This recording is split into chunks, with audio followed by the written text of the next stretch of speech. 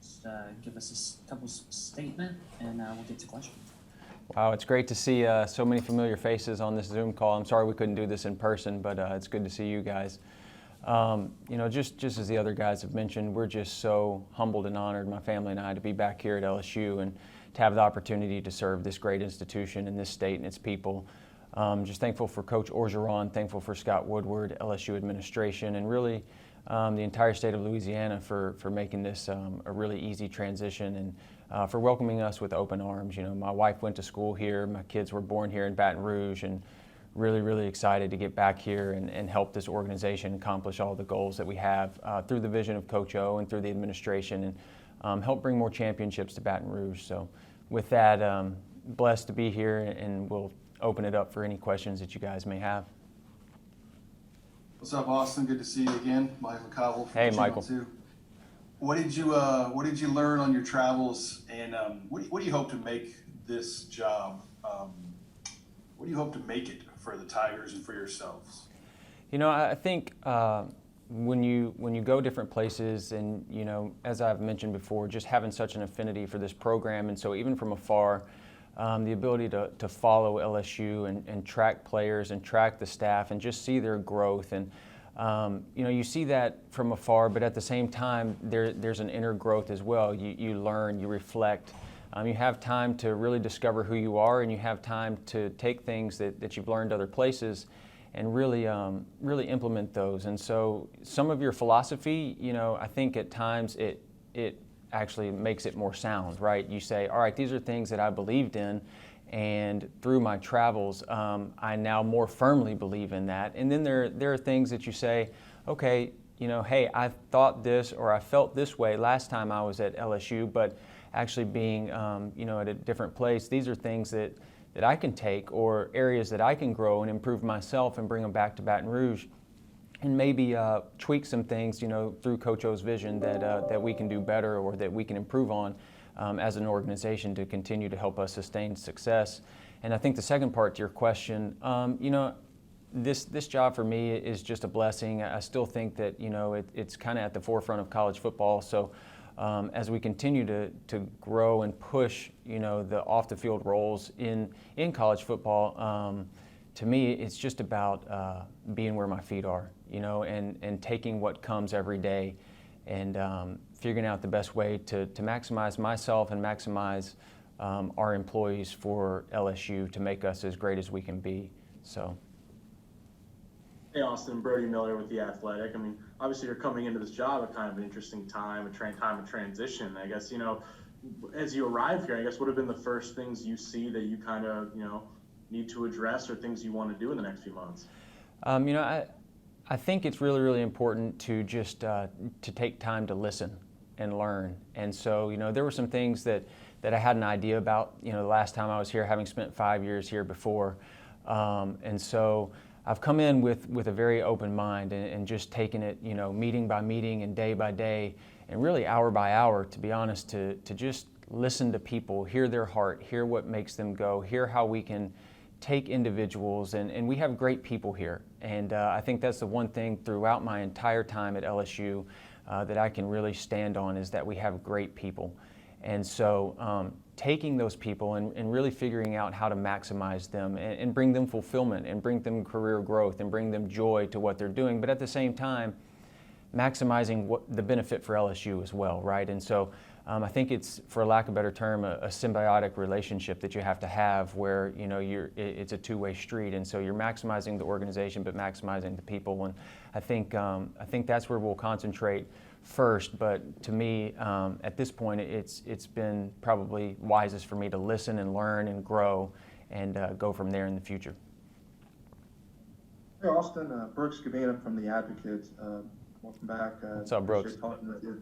Hey, you know, in the past, Ed Ogeron said that, you know, you'd help out with some roster management on the team. And, you know, it's an interesting transition that college football is going through, perhaps a one-time transfer, the NIL, things like that. What are kind of your perspective on this and your history and what you see, and kind of strategies of handling that future as it develops? Sure. I think we'll start with what Coach O said earlier. I think it's really a new day in college football where, it is probably best served to keep a scholarship or two on signing day in order to, explore opportunities that come in the spring and guys, good players where you may have an immediate need that you can go out and address some of those and get a quality player to come in and kind of bridge the gap between maybe some younger players and I won't call it a weakness, but maybe an area that you might need some help immediately. So it's really a double-edged sword, to be honest, Brooks. It's probably good in my opinion that the players have a little more control over their future in college football than it is in the past. And so I think about that with an open mind. I think about if it were my son, what I would want them to do, or the ability to be where they want to be. I mean, I transferred colleges when I was in school, and so for a number of different reasons, it happens. And so I think you have to have an open mind about it. The whole roster management thing, I think it's a really deep question. We could probably spend an hour talking about it.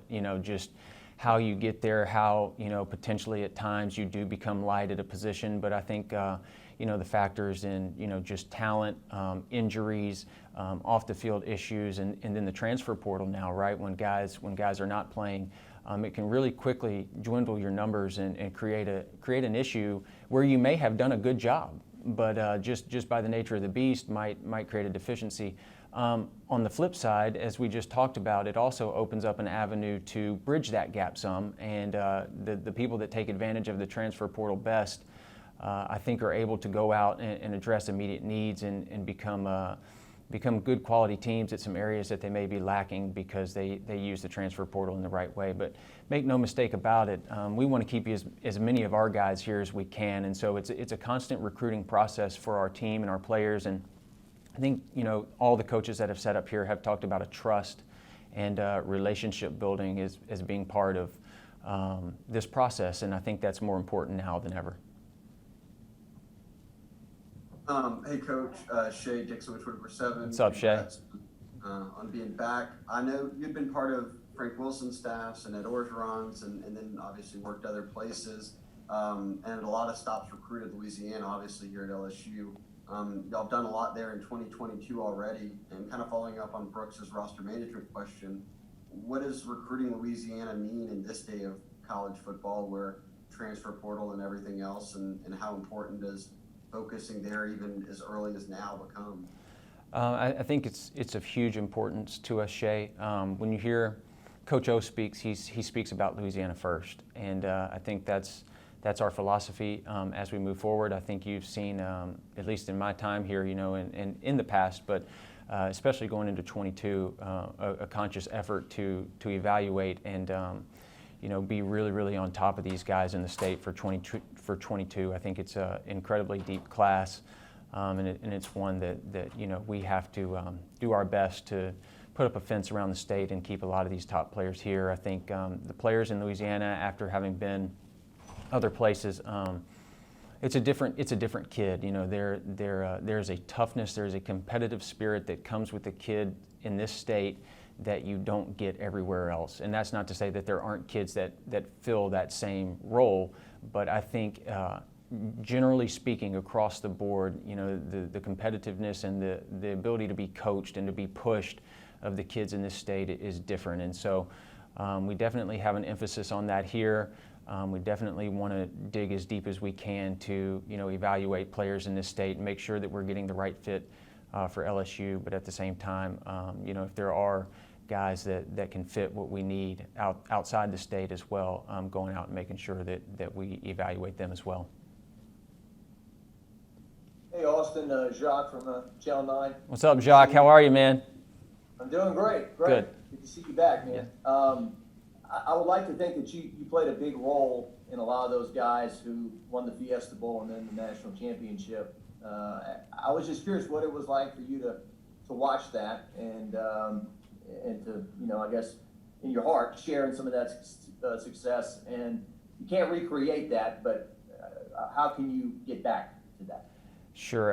It was such an amazing experience. I've talked about the affinity that my wife and I have for this place and this institution and this community and these kids. And that first year, 2018 when I was at A&M and we played the 7 overtime game. It was probably the most surreal moment of my career to have not gotten to A&M until May, and then you go into the summer, right, and you go into the season. And I remember never thinking that the day would come that we would play LSU, and you know, it finally gets here, and all of a sudden I'm standing on the sideline at Texas A&M, and I'm looking across, and I'm just looking at so many people that I know so much about, and so many kids that I know so much about, and I know their families, and you know who they are.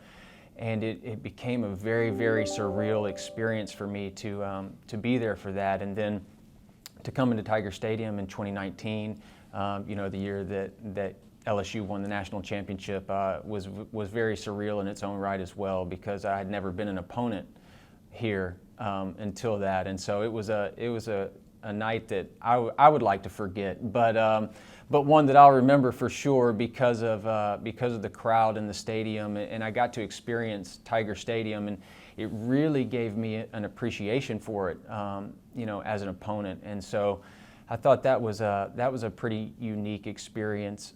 But just, man, just to see all these kids grow up, and that's what they were when, you know, we recruited them here, and to become young men and holistically develop who they are, you know, athletically, academically, spiritually, socially, and see them head into the NFL and beyond and have success and continue their journeys. That's what it's all about. That's what it's all about is, you know, developing these guys as young men and growing them as people. And I think it's been an incredible journey. And, you know, you don't ever want to try to, like you said, recreate that.